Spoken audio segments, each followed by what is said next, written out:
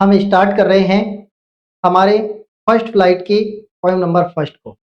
First flight बोले तो पहली उड़ान, पोइट्री पार्ट और हम प्रोज पार्ट दोनों को देखने वाले हैं। और हमारे क्लास 10th की ये हमारी पहली क्लास है, तो हम सबसे पहले पोइट्री पार्ट ले रहे हैं और स्टार्ट करते हैं हमारी पोएम नंबर फर्स्ट को, जो रॉबर्ट फ्रॉस्ट की पोएम है। अमेरिकन पोइट हैं और इनकी जो पोएम है वो कितनी इंपॉर्टेंट है, एग्जाम्स में भी बहुत सी बार आ चुकी है।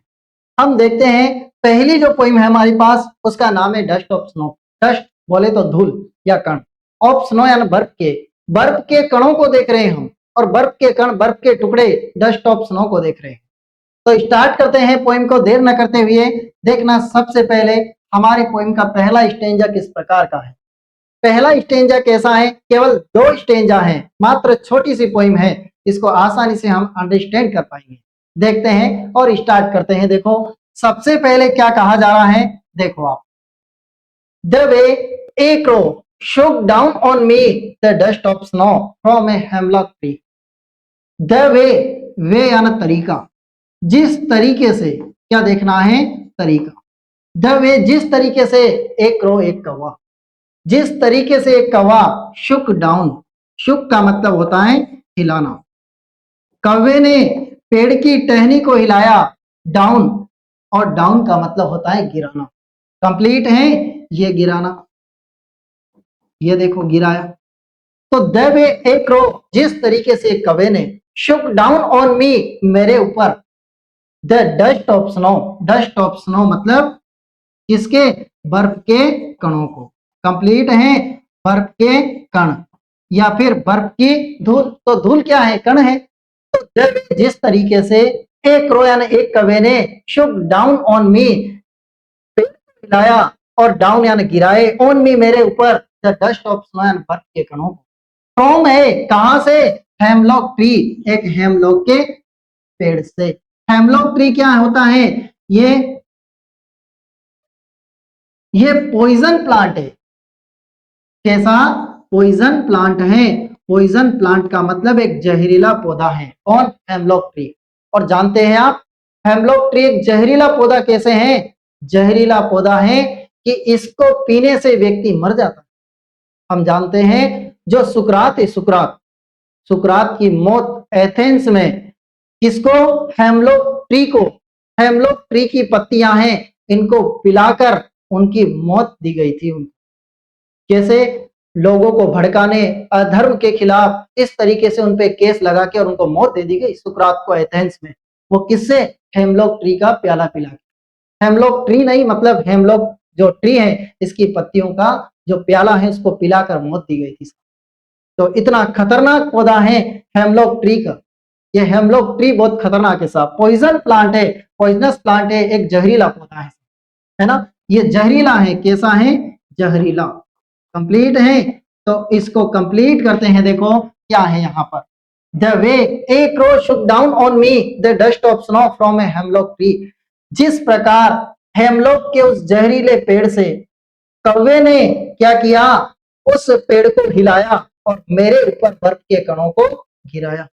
कंप्लीट है, क्या हुआ साहब, क्या हुआ, ये देखो, ये कौवा है और बर्फ, ये हेमलॉक ट्री को हिला रहा है साहब, और यहां से बर्फ के कण इसके ऊपर गिर रहे हैं। तो बर्फ के कण गिरने से क्या चेंज आया, क्या परिवर्तन आया, ये परिवर्तन हम देख रहे हैं। Has given my heart, has given, जिससे क्या हुआ, माई हार्ट, मेरा हृदय, और मेरे हृदय में क्या हुआ, ए चेंज, एक परिवर्तन आया सा। चेंज, चेंज का मतलब परिवर्तन, और इससे मेरे हृदय में परिवर्तन आया। क्या परिवर्तन आया, ऑफ मूड, मेरा मूड क्या हो गया, चेंज हो गया। मूड बोले तो मनोभाव, इससे मेरा मूड चेंज हो गया, मेरे पूरे मनोभाव चेंज हो गए, बदल गए। एंड सेव्ड, और मैंने बचा लिया, some part of a day, some part, कुछ हिस्सा बचा लिया, ऑफ ए डे, उस दिन का, आई हेड रूइड, रूइड का मतलब बर्बाद करने वाला, है ना, बर्बाद करना। तो बर्बाद करने वाला जो मेरा दिन था, उस दिन का मैंने कुछ हिस्सा बचा लिया। ये किस वजह से बचा? देखो प्रकृति की गोद में जाने से, और ऑटोमेटिक देखो उसका उदास मन है, जो दुखी और उदास मन था वो खुश हो गया, हैप्पी मोमेंट बन गया।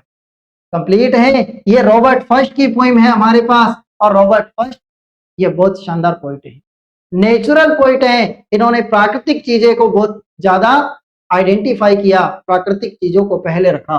तो हैज गिवन माय हार्ट, उससे क्या हुआ? एक कवि द्वारा जो हेमलॉक ट्री को हिलाया और बर्फ के कण मेरे ऊपर गिरे, तो has given my heart a change of mood, इससे मेरा मनोभाव चेंज हो गया, मेरा मूड चेंज हो गया, मैं उदास से खुश हो गया। एंड सेव्ड सम पार्ट, और मैंने बचा लिया, some part of a day, कुछ हिस्सा उस दिन का, आई हैड रीड, जिसे मैं बर्बाद करने जा रहा था। पोइम की जो देखो ये कुछ हिस्सा बचा लिया, ये रॉबर्ट फर्स्ट है सर। कौन है? रॉबर्ट फर्स्ट है। इनको देखो अब कितने खुश हो गए अपने दिन का हिस्सा बचाकर, किसकी वजह से?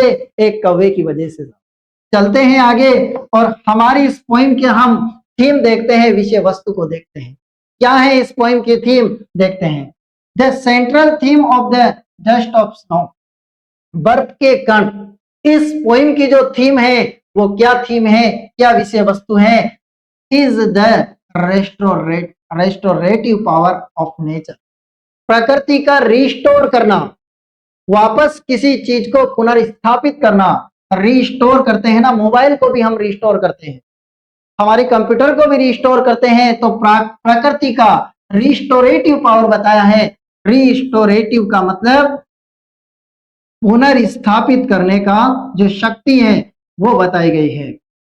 कंप्लीट है, पुनर्स्थापित करने की शक्ति प्रकृति की बताई गई है, तो यही इसका मेन पॉइंट है, restorative power of the nature. जो प्रकृति की पुनर्स्थापित करने की शक्ति है वो बताई गई है किसमें? इस पोइम में। थीम एक मोस्ट इंपोर्टेंट है, और हमारे पास 60 वर्ड का एक बड़ा क्वेश्चन आने वाला है जो 3 नंबर का रहेगा। थीम याद रहेगी तो हम इजीली कंप्लीट कर पाएंगे स्टूडेंट। देखते हैं, तो यहां पर किसको बताया गया है? रिस्टोरेटिव पावर ऑफ नेचर, प्रकृति की पुनर्स्थापित करने की शक्ति को बताया गया है। और first, Robert first suggest that, ये क्या सुझाव देते हैं? ये सुझाव देते हैं, सजेस्ट का मतलब सुझाव देना, तो इनके द्वारा क्या सुझाव दिया जा रहा है? That nature has an incredible power, प्रकृति के पास क्या है? इनक्रेडिबल यानी अविश्वसनीय। इनक्रेडिबल का मतलब अविश्वसनीय, जिस पर विश्वास नहीं किया जा सकता है, प्रकृति के पास ऐसी अविश्वसनीय एबिलिटी, क्षमता है ना? ऐसी एबिलिटी है, ऐसी क्षमता है, किसके पास? प्रकृति के पास। प्रकृति के पास एक ऐसी क्षमता है जिस पर हम विश्वास नहीं कर पाते हैं, ऐसी एबिलिटी किसके पास है? प्रकृति के पास है। कंप्लीट है। सबसे पहले बताया है रिस्टोरेटिव पावर ऑफ नेचर, और यहाँ फर्स्ट क्या सुझाव दे रहे हैं कि इनक्रेडिबल एबिलिटी, और प्रकृति के पास ऐसी अविश्वसनीय क्षमता है to change our emotional landscape, कि हमारे इमोशनल पावर को, हमारे भाव को क्या कर देती है? ये हमारे भाव को, जो हमारे भाव है उसको, even when we are feeling down. Feeling down का मतलब जब हम उदास हैं तो हमारे उस उदास के भाव को ये प्रकृति बिल्कुल चेंज कर देती है। ऐसी प्रकृति में क्या है? अविश्वसनीय क्षमता है, ऐसी शक्ति है कि हमारे इमोशनल पावर को, हमारे फीलिंग डाउन को, उदास भाव को भी ये चेंज कर देती है। नेक्स्ट है द डस्ट ऑफ स्नो, जो बर्फ के कण हैं, सर्व एज ए मेटाफर, एक ऐसे रूपक का काम कर रहे हैं for the simple healing moment. ये कैसे क्षण को बता रहे हैं? ये ऐसे क्षण को बता रहे हैं इन नेचर, प्रकृति के, दैट कैन ब्रिंग, जो लाती हैं पीस यानी शांति, जो शांति ला देती हैं। कौन? प्राकृतिक चीजें जो शांति ला देती हैं। ट्रबल्ड हार्ट, हमारे ट्रबल यानी परेशान, हमारे परेशान जो हृदय हैं, उस परेशान हृदय में क्या ला देती है प्रकृति? शांति ला देती है। हम परेशान हैं तो हमें शांति मिलती है प्रकृति की गोद में आकर। तो ये आपकी थीम है। सबसे पहले रिस्टोरेटिव पावर ऑफ नेचर, और इनक्रेडिबल एबिलिटी है। क्यों इनक्रेडिबल एबिलिटी है? क्योंकि हमारे फीलिंग डाउन को ये इमोशनल लिंक इसके फीलिंग डाउन को ये चेंज कर देती हैं। हम दुखी हैं, इस चीज को चेंज कर दिया जा रहा है। और डस्ट ऑफ स्नो जो हमारे पास पोइम है, ये एक ऐसा रूपक है जो हमारे परेशान हृदय को भी क्या कर बना देता है, शांत बना देता है। कंप्लीट है, आपने अंडरस्टैंड की होगी इस पोइम को, अच्छी तरीके से आप समझ पाए होंगे। और आगे चलते हैं पैसेज। देखो BACR 2025 में आया था, इस पैसेज को सोल्व कर रहे हैं student. The way A crow Shuk down on me the dust of snow from a hemlock tree. इसको हमने देखा है, इसका पूरा हिंदी ट्रांसलेशन देखा है कि जिस तरीके से कवि ने हेमलॉक ट्री को हिलाकर, जो जहरीला है उसको हिलाकर बर्फ के कणों को मेरे ऊपर गिराया। तो सबसे पहले हमारे पास किस तरह का प्रश्न है एग्जाम में? यहाँ पे हमारे पास इस साल ये 5 नंबर का होने वाला है, 1 नंबर, 2 नंबर और 2 नंबर। अब 5 नंबर का आने वाला है, लेकिन पिछले साल केवल ये ऑब्जेक्टिव नहीं आता था, केवल क्या आता थे, ये 2 क्वेश्चंस आते थे। इन 2 क्वेश्चंस को कंप्लीट करो और 4 नंबर आपको मिलते थे। लेकिन अब 5 नंबर के ये आने वाले हैं, एक आपके ऑब्जेक्टिव आएगा और 2 क्वेश्चन शॉर्ट आंसर टाइप के। तो पहला क्वेश्चन किस तरह का है? What is a dust of snow? कि डस्ट ऑफ स्नो क्या है, बर्फ के कण क्या है? इसको देखो यहां नहीं आएगा, तो मैंने थोड़ी सी जगह ली है और यहां थोड़ी सी जगह लेके इसका आंसर हम कंप्लीट करते हैं। What is dust of snow? बर्फ के कण क्या है? तो बर्फ के कण किस चीज को बता रहे हैं? बर्फ के कण किस चीज को बताएंगे? Dust of snow refer to a fine light particles of snow. Complete है, देखते हैं ये dust of snow. Dust of snow किसको बताते हैं? ये क्या करते हैं? रेफर करते हैं। रेफर करना, बताना, किसको बताते हैं? टू। किसको बता रहे हैं साहब? ये बताएंगे fine light particles of snow. ठीक है, ये देखो fine light particles of snow. Complete है, ये देखो पार्टिकल्स ऑफ स्नो। यहां पार्टिकल्स का मतलब है ये है कण है आपके पास। ठीक है, dust of snow refer to, ये किसको बता रहे हैं? फाइन यानी अच्छे, बर्फ के कणों को अच्छा बताया जा रहा है। क्यों अच्छा बताया जा रहा है? क्योंकि इसने मूड चेंज कर दिया और दिन को बचा लिया। Some part of a day, दिन के कुछ हिस्से को बचा लिया। तो यहां देखेंगे fine light particles of snow. Complete है, fine light particles of snow, बर्फ के उन छोटे छोटे कणों को बताया जा रहा है। सिमिलर टू डस्ट, जो किसकी तरह है? बिल्कुल धूल की तरह है, उस बर्फ के कणों की तरह। कंप्लीट है, लिख दूं मैं, सिमिलर टू डस्ट, जो किसकी तरह है? उस बर्फ के धूल की तरह है। That fall from a tree, जो कहां से गिरे हैं? पेड़ से गिरे हैं। That fall from a tree, जो कहां से गिरे हैं? एक पेड़ से गिरे हैं, ऐसे कणों को बताया जा रहा है। कंप्लीट है। नेक्स्ट क्वेश्चन हमारे पास कैसा है? तीसरा प्रश्न है, right the reference of the hemlock tree. Hemlock tree का रेफरेंस लिखना है। हेमलॉक ट्री क्या है? पॉइजनस प्लांट है, तो it is a poisonous tree. Complete है, तो देखो it is a poisonous tree. ठीक है, ये पॉइजनस ट्री। कंप्लीट है, कौन? जो हमारे पास हेमलॉक ट्री है, ये पॉइजनस ट्री है।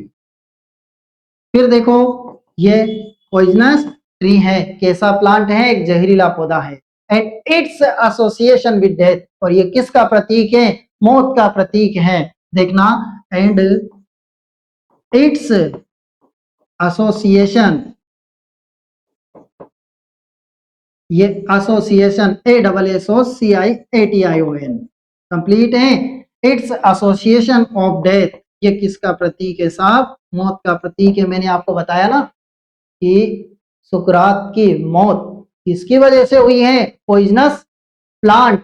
और कौन सा पॉइजनस प्लांट? हेमलॉक ट्री की वजह से हुई है। कंप्लीट है, ये आपका क्वेश्चन का बिल्कुल क्या है? आपका करेक्ट आंसर है। नेक्स्ट चले, और अगला प्रश्न हमारे पास कैसा है? ये देखो आपके सारे प्रश्नों के जवाब मिल गए। ये दोनों क्वेश्चन आए थे आपके पिछले एग्जाम में, लेकिन हमने एक तीसरा क्वेश्चन भी इसमें डाला है, क्योंकि आपके 5 आने वाले हैं, 5 नंबर के आने वाले हैं 3 क्वेश्चन। तो इसका क्या आंसर है? Who is the composer of this line? In line का कंपोजर कौन है? रॉबर्ट फर्स्ट है। कंप्लीट है ना? तो यहाँ थोड़ा सा चेंज हुआ है, और क्या परिवर्तन हुआ है? 4 नंबर की जगह 5 नंबर मिलेंगे, एक छोटा सा क्वेश्चन आएगा। आगे चलें और अगले वाला पैसेज कैसा है हमारे पास। नेक्स्ट पैसेज है देखो, has given my heart a change of mood and saved some part of a day I had rued. वो दिन जो मैं बर्बाद करने वाला था, उस दिन के कुछ हिस्से को मैंने बचा लिया। बचा लिया किसकी वजह से? उस क्रो की वजह से, उस कौवे की वजह से। तो the experience of save the poet, the experience उस अनुभव को बताना है। सेव द पोइट, जो कवि ने क्या बचाया है, क्या पूरा दिन बचाया है? फ्यू डेज बताया, बचाया है। उलझा रहा ना साहब, पूरा दिन, कुछ दिन या some part of the day, हमने यही पढ़ा है और करेक्ट आंसर यही है सी वाला, some part of a day. देखो क्या बचाया उसने, some part of a day, अपने दिन के कुछ हिस्से को बचाया। नेक्स्ट क्वेश्चन है, अगला प्रश्न है, what was the impact of the act of nature the poet, कि कवि पर नेचर का जो इम्पैक्ट पड़ा, प्रभाव पड़ा, वो प्रभाव क्या रहा? उस प्रभाव को हमें लिखना है कि कवि पर क्या प्रभाव पड़ा। ये रहा प्रभाव, देखो दूसरे लाइन में क्या प्रभाव है, उसका मूड क्या हो गया, चेंज हो गया। इस चीज को लिखेंगे हम और लिखते हैं, देखो यहां लिखते हैं ताकि हमारे पास बहुत सारी जगह है। तो क्या इम्पैक्ट पड़ा, सबसे पहले ये लिखेंगे, the impact of the act of nature on the poet was. तो नंबर 1 पे ये और नंबर 2 पे क्या लिख देंगे, वाज। कि नेचर का क्या प्रभाव पड़ता है, the impact of the act of nature on the poet was changing his mood from sadness. ठीक है, इसके बाद क्या लिखेंगे, changing his mood from sadness, यानी दुख से, या दुख से वह चेंज कर देता है, अपने मूड को चेंज कर देता है। तो changing his mood from sadness to joy and hope, complete है। सैडनेस के बाद टू जॉय एंड होप। ये देखो, ये आपका करेक्ट आंसर बन गया। चेंजिंग हिज मूड, उसका मूड चेंज हो गया, फ्रॉम सैडनेस टू जॉय, उदास से वह सुख, आई मीन जॉय हो गया, खुश हो गया, एंड होप, और उसमें क्या बन गई, नई आशाएं आ गई। नेक्स्ट क्वेश्चन है, अगला प्रश्न है, what was the condition of the poet, कवि की क्या कंडीशन थी? तो यहां से लिखेंगे the condition of the poet सबसे पहले, फिर लिखेंगे वाज। तो कवि की कंडीशन देखना है, कवि की स्थिति देखना है। तो the condition of the poet was a depressed and hopeless mood, complete है। तो यहां लिखेंगे ए डिप्रेस्ड, ये देखो, एंड होपलेस मूड, इसका मूड होपलेस था, वह डिप्रेशन में था।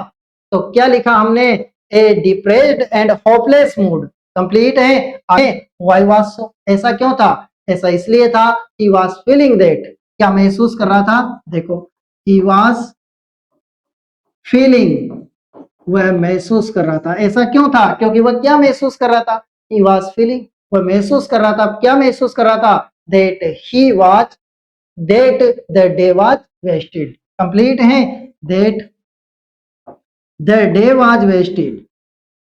ये देखो, उसका दिन क्या हो रहा है, वेस्ट हो रहा है, इसलिए वह ऐसा महसूस कर रहा था। इजीली हमने आराम से सॉल्व कर दिए, और देखो हम खुद राइट अप करेंगे क्वेश्चंस, इजीली हम लिख सकते हैं।